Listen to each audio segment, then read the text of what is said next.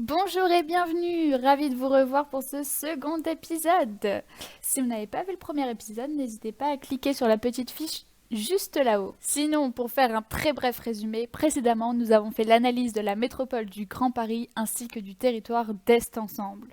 Les problèmes que nous avons relevés dans cette analyse sont donc les délaissés temporels, les îlots de chaleur urbains, mais aussi que la ville s'est adaptée à cette infrastructure qu'est le boulevard périphérique et au mode de vie qui en découle. Alors aujourd'hui, dans ce nouvel épisode, nous allons vous expliquer les enjeux qui découlent de cette analyse. Nos enjeux peuvent se découper en deux catégories, les enjeux sociétaux et les enjeux architecturaux, paysagers et urbanistiques.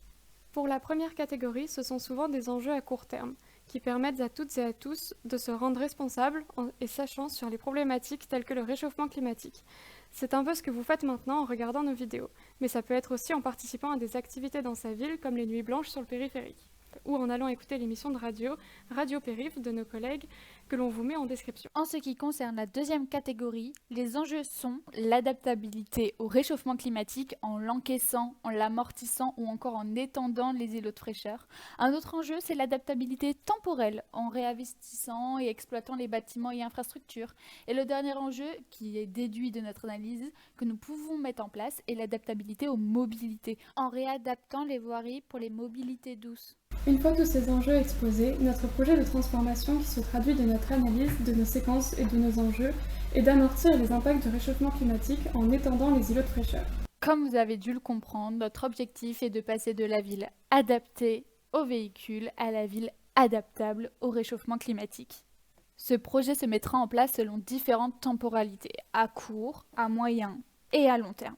Nous voulons relier les îlots de fraîcheur entre eux en augmentant la végétation, notamment grâce à des parcs urbains et en perméabilisant les sols, pour arriver à long terme à une extension des îlots de fraîcheur qui formera une ceinture fraîche en suivant le boulevard périphérique et qui prendra en compte le bois de Boulogne, le bois de Vincennes, la Seine, ses canaux ainsi que le futur parc des hauteurs.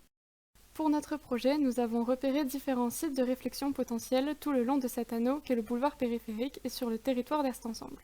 Cependant, nos choix se sont portés sur deux sites en particulier. Le premier site choisi est l'étendue de la Porte de la Villette dans la séquence de la plaine industrielle en cours de gentrification.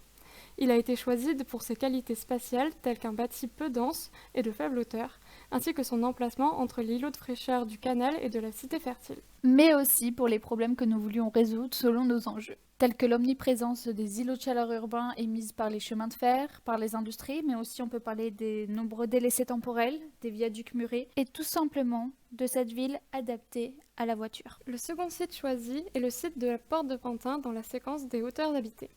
Ce site a été choisi pour ses qualités spatiales telles que la diversité fonctionnelle, la présence de beaucoup d'espaces ombragés, son emplacement entre les îlots de fraîcheur du parc de la Villette et du square des Buttes du Chapeau Rouge.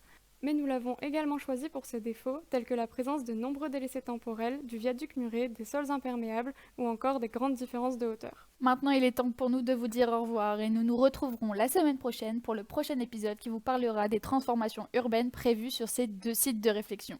Merci de votre écoute et à très vite.